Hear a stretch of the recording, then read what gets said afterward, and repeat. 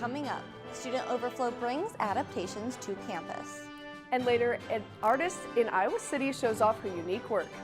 The Cy-Hawk game has finally passed. We'll tell you how the Hawkeyes fared in sports.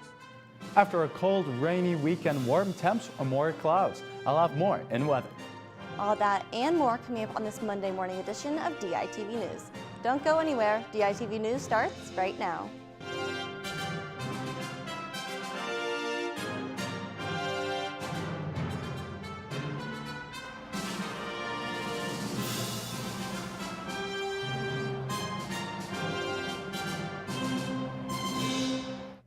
Good morning and thank you for tuning in live to DITV and KRUI 89.7 FM. I'm Ashley Wheel. Students have kicked off the school year, but new students have brought changes to housing and dining. DITV reporter Abigail Curtin has more.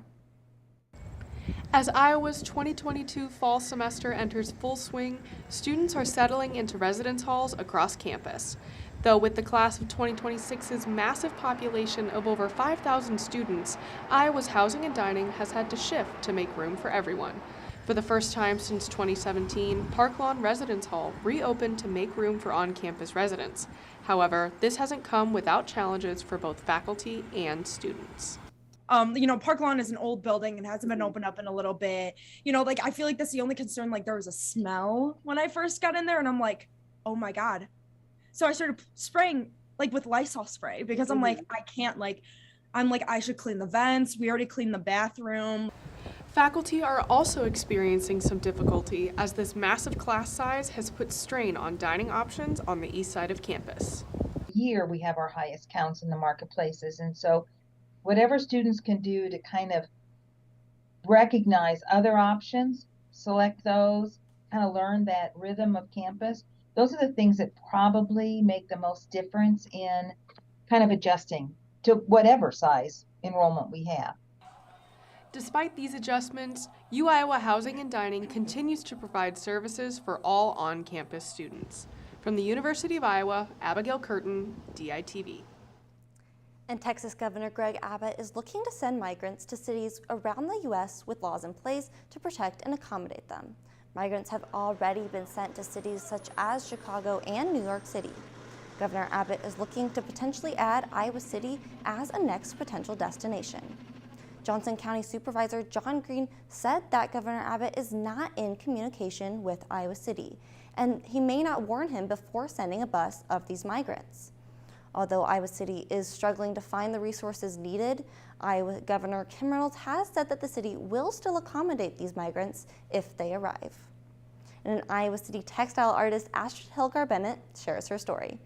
DITV News reporter Justina Borgman is live in the newsroom with more about Astrid and her work. Justina? Thanks, Ashley. Astrid first shares her story of becoming a textile artist, starting back in college and finding her passions into the work. Hi, my name is Astrid Hilgar-Bennett, and I'm an Iowa City resident. I've been an artist all my life. And that what I really loved was mark making on cloth.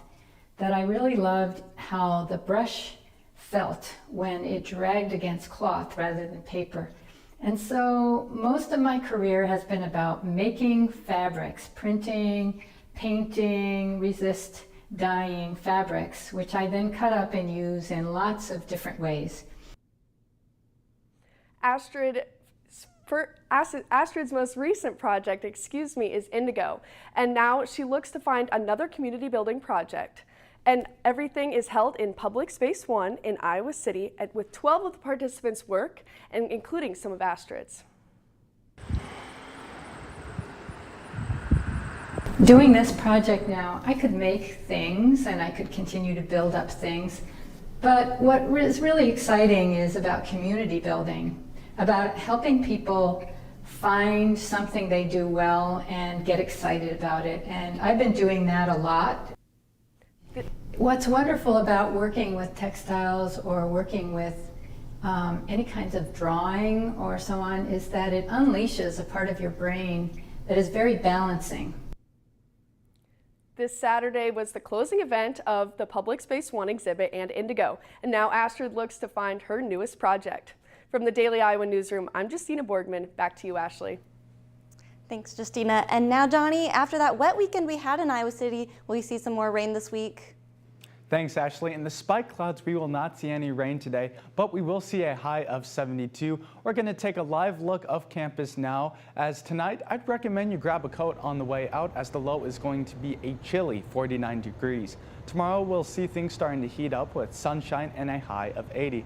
Looking at the week ahead, Tuesday night we'll see a low of 51. Wednesday, a return to the 80s with a high of 82. Similar scene Thursday with a high of 84. And finally, Friday, clouds will hang around with a high of 84. A busy weekend for the sports scene in Iowa City. AJ, can you tell me how the Cyhawk game went this weekend? Yes, Johnny, Hate Week was wrapped up this weekend when the Hawkeye football team took on the Iowa State Cyclones. DITV Sports Director Michael Merrick has the info on how the Cyhawk game played out. Tensions were high and animosity was in the air as the Iowa Hawkeyes took on the heated in-state rival Iowa State Cyclones today here in Kinnick Stadium and battled it out for the Cyhawk Trophy. The Hawkeyes have won the last 6 matchups against the Iowa State Cyclones, and they started this game off incredible by blocking Iowa State's first punt of the game and being able to capitalize on that by scoring their first touchdown of the season. Unfortunately, that was all the points that Iowa would score all day long. The Hawkeyes would fail to even total up 100 yards through the air, and they left Hawkeye faithfuls disappointed. You know, we're going to have to move the ball offensively. We're not going to sit around waiting on special teams and defense to win every game for us. We can't do that. That's not realistic. The Cyclones were able to move the ball against the strong Hawkeye defense, but Iowa would hold up strong in the red zone, holding Iowa State to just 10 points despite allowing over 300 yards of total offense. Credit to our opponent, and maybe we're deflated by the turn of events, prior to that, but still, you got to keep playing. And, we had them on the one. If we could make them punt again and, get the ball back, who knows. And, but, credit to them. They responded when they had to, and that's what it takes to win football games. Even with Iowa's lack of offense, they were given a second chance after thinking the game was over, and freshman kicker Aaron Blom had a chance to send this game into overtime. But unfortunately, the kick was wide left, as Iowa State would take home the Cyhawk Trophy for the first time in over 6 years. If Iowa wants any chance at winning the Big Ten West, changes might have to be made at the quarterback position. Is Spencer for sure your week 3 starter? No, I didn't say that. I just said today he played the whole game. In my judgment, it was the best way to continue through this game, and gave it some thought, but I felt like it was our best opportunity, and but we'll reassess everything tomorrow. From Kinnick Stadium, Michael Merrick, DITV Sports. The number 6 ranked field hockey team extended their now 4-game win streak as they took down Providence and UMass over the weekend.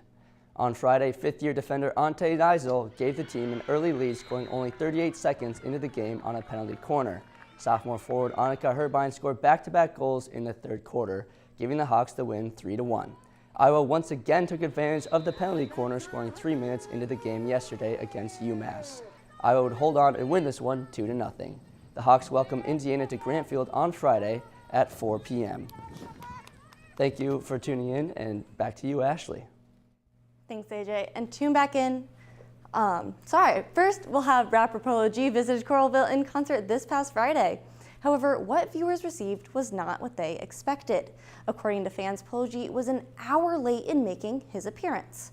In addition to the wait, the rapper's performance lasted approximately a half an hour, leaving fans confused and dissatisfied. Now, thank you for tuning in to DITV News and listening to KRUI 89.7 FM. Be sure to head over to thedailyiowan.com for all your latest news between Monday and Friday, and check out more of our content on the Daily Iowan YouTube page or dailyiowan.com/DITV. For DITV News, I'm Ashley Wheel. Have a great day.